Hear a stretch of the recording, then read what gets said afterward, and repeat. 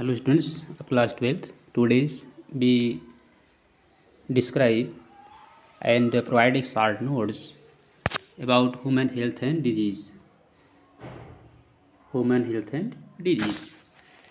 तो स्टूडेंट्स आज के वीडियो लेक्चर में हम ह्यूमन हेल्थ एंड डिजीज़ के कुछ शॉर्ट नोट प्रोवाइड करेंगे दैट इज़ वेरी इंपॉर्टेंट है। और इसके एक एक पॉइंट को आप अच्छे तरह केयरफुली वॉच करेंगे और उसका मीन्स समझेंगे।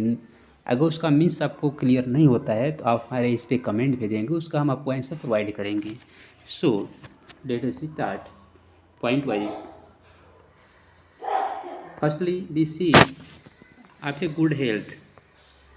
ए गुड हेल्थ क्या होता है? Good health can be maintain by. हम अपने गुड हेल्थ कैसे मेंटेन कर सकते हैं? Point first, balance diet, personal hygiene, regular exercise, awareness about the disease and the effects. Next point, immunization against the infectious disease. Next, proper disposal of sewage. Or next, control of vectors. And next, maintenance of hygiene, food and waters.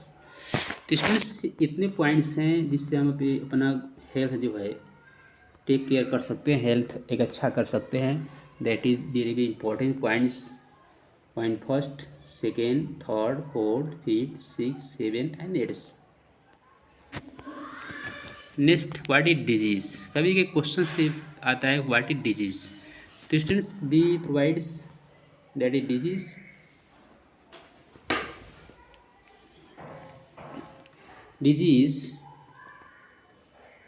Disease can be broadly growth into infectious and non-infectious। तो student जब disease में ये दिखाया जाता है कि disease हम to type पढ़ते हैं, एक इन्फेक्शियस डिजीज होता है और सेकेंड नॉन इन्फेक्शियस डिजीज होता है। इन्फेक्शियस डिजीज वो होता है जो स्प्रेड करता है from one person to other persons. For example AIDS, common colds, malaria, tuberculosis, these are infectious disease. And second, non infectious disease, तो वह डिजीज़ जो ट्रांसमिट नहीं होता है, we disease can not transmit, जो वन पर्सन से other person में transmit नहीं होता है, कि disease which can not transmit from one person to anothers are called non infectious. Non infectious disease में हम देखते हैं कैंसर, हाइपरटेंशन, डायबिटीज एक्सेट्रा। हाँ, तो स्टूडेंट्स यहाँ कुछ डिजीज़ के नेम प्रोवाइड कर रहे हैं and name of disease and causal organism, symptoms and effects. तो one by once be see typhoid disease. Typhoid sir students, typhoid के लिए बिडॉल टेस्ट नाम दिया जाता है एंड इसके बैक्टीरिया का नेम है salmonella typhi. Symptoms high fever, weakness, stomach pains etcetera. Next disease pneumonia and bacteria name streptococcus pneumoniae and haemophilus pneumoniae. Symptoms and effects, next disease common colds. Next common cold rhinovirus, effect and symptoms. Next is malaria, plasmodiums species of plasmodiums and symptoms and these are effects. Next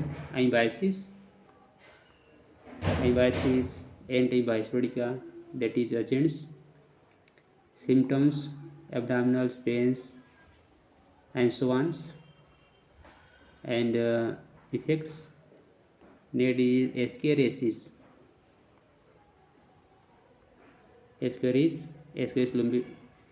lumbricoides or helminthes, internal bleedings, muscular pains, fever, ammonia. Healthy person get infected through waters, vegetables, etc. Next, elephantiasis, Bushreria bancrofti. These are agents and symptoms and effects. Next there is ringworm. Ringworms, that is a fungal disease, Microsporum trichophytans and Epidermophytans. Appearance of dry, scaly, detached symptoms and effects on skins, nails and scalps. Students, next point we see the life cycle of Plasmodium, that is very important points. तो students life cycle of प्लाज्मोडियम्स,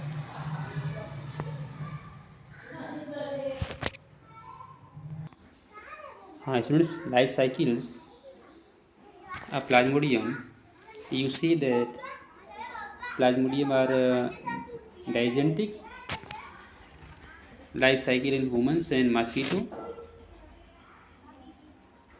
A flowchart show life cycle of plasmodiums, the life cycle in mosquito and cycle in humans, that is very important. तो students आपको life cycle में check करना है कि Plasmodium के कौन सा स्टेज मॉस्किटो में पाया जाता है और कौन सा स्टेज ह्यूमन्स में पाया जाता है, that is very important points. Students अब यहाँ क्या देख रहे हैं, वन बाई वंस इस firstly carefully see the life cycles.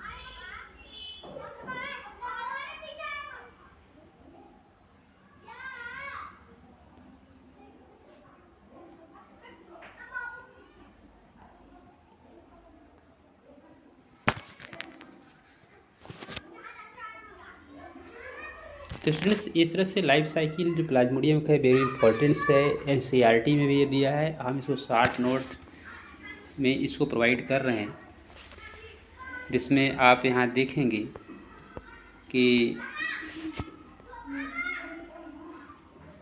Plasmodium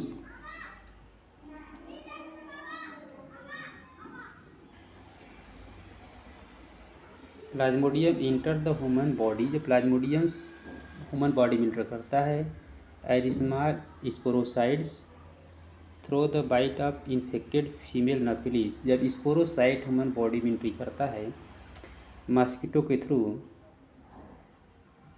and multiply, तब वह मल्टीप्लाई करता है with in the liver cells, और स्पोरोजोइट लीवर सेल में पहुंचकर अपना नंबर इंक्रीज करता है। मल्टीप्लाई मीन्स नंबर इंक्रीज करना,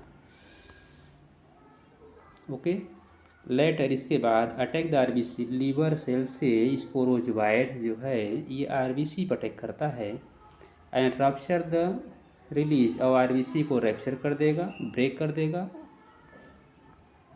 and release toxic substance haemozoin, और ये हीमोज्वाइन टॉक्सिक सब्सटेंस रिलीज करता है with it responsible high fever, जिससे हाई फीवर एंड चील, और हाई फीवर एंड चील, ये ठंडक और हाई फीवर होता है। रिकरेंस एवरी 3 और 4 डेज, और ये 3-4 दिन बाद ही स्टार्ट होता है। कहने में से स्पोरोजोइट हमारे बॉडी में एंट्री करता है, पहले वह लीवर सेल पर अटैक करता है, लीवर सेल पर अटैक करने के बाद वो आरबीसी पा जाता है, और आरबीसी को रैप्चर करने के बाद एक टॉक्सिक सब्सटेंस का सेक्रेशन करता है, और टॉक्सिक सब्सटेंस होता है हीमोज्वाइन, और हीमोज्वाइन दैट टॉक्सिक सब्सटेंस है, इससे पेशेंट को हाई फीवर और चील, तेज़ बुखार और ठंडक होती है, और ये प्रोसेस 3 या 4 दिन में डेवलप होता है।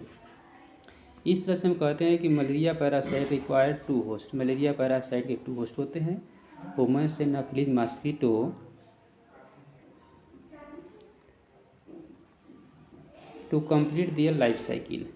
Female Anopheles is vector for this disease in humans beings, और जो फीमेल एनाफिलिस है ये इसके लिए वेक्टर काम करता है, जो वन ह्यूमन्स से अदर ह्यूमन्स में स्प्रेड कराता है।